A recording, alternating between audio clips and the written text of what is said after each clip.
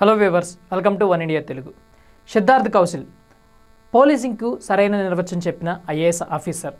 Police అంటే ఇలాగే ఉండాలి అని డెఫినేషన్ ఇచ్చిన ఒక సిన్సియర్ ఆఫీసర్. అయితే ప్రస్తుతం ఆయన ఇప్పుడు బాగా వార్తల్లో నిలిచారు.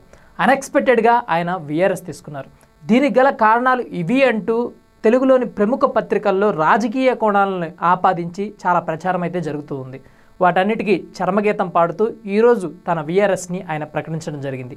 ఐపీఎస్కు రిజైన్ చేస్తున్నాను, దీనిపై ఎలాంటి రాజకీయ ఒత్తిడి లేదు, వ్యక్తిగత కారణాలతోనే ఐపీఎస్ నుంచి తప్పుకుంటున్నానని ఆయన అయితే స్టేట్మెంట్ ఇవ్వడం జరిగింది.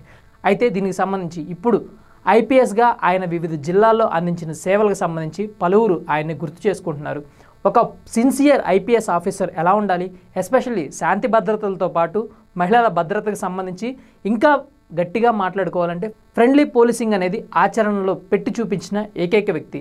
సిటీకి ఎంతోమంది కమిషనర్లు వస్తూ ఉంటారు, పోతూ ఉంటారు. చండీగఢ్ లోకల్ అనేది ఫేమస్ సినిమా డైలాగ్. బట్ ఎంతమంది పోలీసులు వచ్చి వెళ్ళినా కానీ సిద్ధార్థ్ కౌశల్ అనే వ్యక్తి సపరేట్ అనేది ప్రస్తుతం ఉన్న డైలాగ్.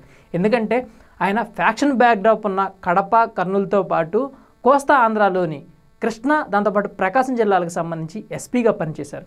ఎస్పెషల్లీ రాత్రి వేళల్లో బహిరంగ ప్రదేశాల్లో మద్యపానం, ధూమపానం, దాంతోపాటుగా ఇతర వ్యభిచారం లాంటి కార్యక్రమాలన్నింటికి ఆయన చర్మగీతం పాడారు. ఫ్రెండ్లీ పోలీసింగ్ని ఒక పక్క అమలు చేస్తూనే ఇంకో పక్క ఆకతాయిల తాట తీశారు.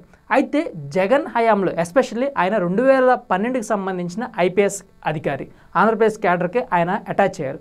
హిమాచల్ ప్రదేశ్ ఆయన నేటివ్ ప్లేస్. అయితే ఆయన వైఎస్ఆర్ కాంగ్రెస్ పార్టీ అధికారంలోకి వచ్చిన తర్వాత తొలి పోస్టింగ్ కడపలో తీసుకోవడం అయితే జరిగింది. అలా కడప నుంచి కర్నూలుకి, కర్నూలు నుంచి ప్రకాశంకి, ప్రకాశం నుంచి కృష్ణాకి అయితే వెళ్ళడం జరిగింది. 5 ఏళ్ల టెన్యూర్ ముగిసిపోయి ఇక్కడ కూటమి ప్రభుత్వం మళ్ళీ అధికారంలోకి వచ్చిన తర్వాత ప్రస్తుతం ఆయన డీజీపీ ఆఫీస్లో ఎస్పీ అడ్మిన్గా అయితే కొనసాగుతున్నారు. అయితే ఈ క్రమంలోనే కొన్ని మీడియా కథనాల్లో ఆయన గురించి రాజకీయ కోణాన్ని ఆపాదించి స్టోరీలు రావడం అయితే జరిగింది. సో వాటన్నిటికీ ఈరోజు ఆయన ఎక్స్ప్లెనేషన్ ఇచ్చారు. ఈ కథనాలకి నాకు సంబంధం లేదు, వీటిని నేను ఖండిస్తున్నాను, వీటిల్లో నా వ్యక్తిగత అభిప్రాయమే తప్ప ఎలాంటి రాజకీయ దురుద్దేశాలు కానీ నాపైన ఎలాంటి రాజకీయ ఒత్తిళ్లు కానీ లేవు అని ఆయన స్పష్టం చేయడం అయితే జరిగింది. అయితే సిద్ధార్థ్ కౌశల్ లాంటి వ్యక్తి ఐపీఎస్ నుంచి తప్పుకోవడం, పోలీసింగ్కి ఎస్పెషల్లీ ఆంధ్రప్రదేశ్ పోలీస్ శాఖలో తన సర్వీసులను ఇక ఆపేసుకోవడం అనేది చాలామంది పోలీసులకు ఆయన ఇన్స్పిరేషన్గా నిలిచారు. చాలామంది కానిస్టేబుళ్ళు రీసెంట్గా జరిగిన ఎస్ఐ పోస్టింగ్లకు సంబంధించి, ఎస్ఐ ఎగ్జామ్స్కి సంబంధించి ఎగ్జామ్స్ కూడా రాశారంటే ఆయన ఇచ్చిన ఇన్స్పిరేషన్ కారణంగానే. సో అలాంటి వ్యక్తి ఇప్పుడు ఐపీఎస్ నుంచి రిజైన్ చేసి బయటికి వెళ్ళిపోవడం పట్ల చాలామంది కూడా ఇంకా షాక్కి గురవుతూనే ఉన్నారు.